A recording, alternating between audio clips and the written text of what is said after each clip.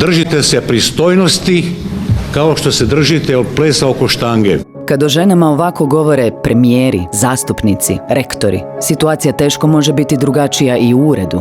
Slatki ste, Damira. Ako uzrok neravnopravnosti leži u predrasudama, kako pokazati da ih i najosvješteniji, čak ni žene, nisu svjesni? Tako da ih testiramo, a da to i ne znaju. Jumbo plakati s takvim natpisima proteklih se dana mogu vidjeti na ulicama.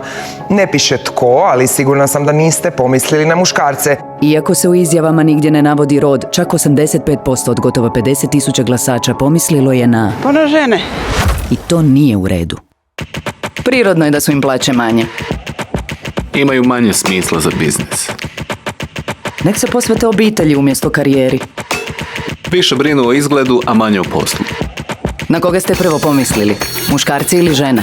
Glasajte na nijeuredu.com.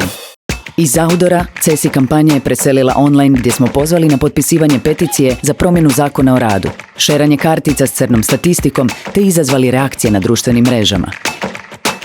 S 0 kuna za online oglašavanje postavljeni cilj je premašen u prva 3 dana. A kad su se uključile najveće domaće tvrtke, pa njihovi zaposlenici i osobe iz javnog života, kampanja je eksplodirala. Objave, reakcije i komentare nemoguće izbrojati.